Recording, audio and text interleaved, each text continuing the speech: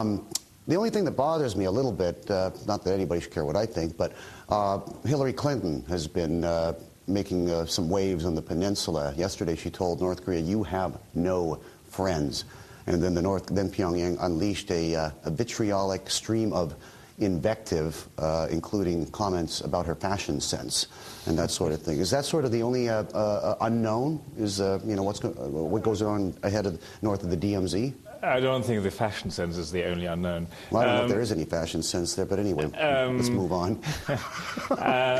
I think the situation is basically we've had the vitriol and the insults coming from the north side for a very, very long time. I think we are made basically used to that. I think they will also have enough sense not to do anything really stupid that will have severe repercussions for themselves. So I don't really think that there will be any economic repercussions from the current slightly higher tensions between the North and, well, basically everybody else. Mm-hmm. Do you are you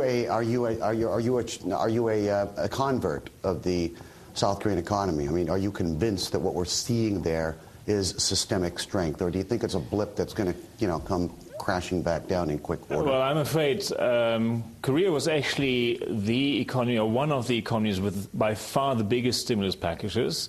The package was, the packages together something like 6.6% of GDP. Yeah. And much of this stimulus was front-loaded, came very, very early, so we don't really have that much left to go. It's quite likely that at least growth will be much, much, much weaker in the second half of the year. Mm-hmm. And there are certainly still some significant challenges on the domestic front. Household indebtedness definitely is an issue. Korean households are more indebted, for example, than the Americans. Really? 150% of disposable income. Where did that? No, I thought they're not prudent. Or was this the credit card? Was this people shoving credit cards in your face years ago?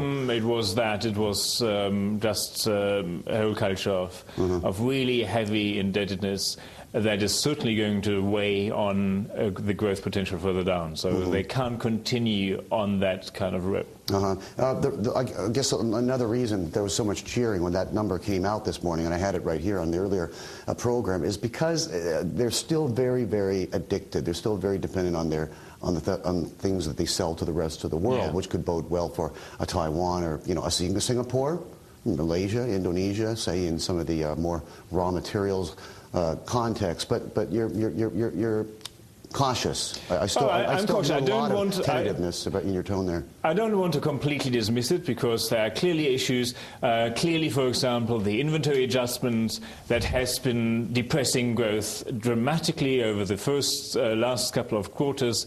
The adjustment has largely taken place and is no longer weighing on growth for the next couple of quarters. So that's a very important break that is no longer applied. Okay. Hillary Clinton, her pantsuits and talk against North Korea was one thing that raised a few eyebrows.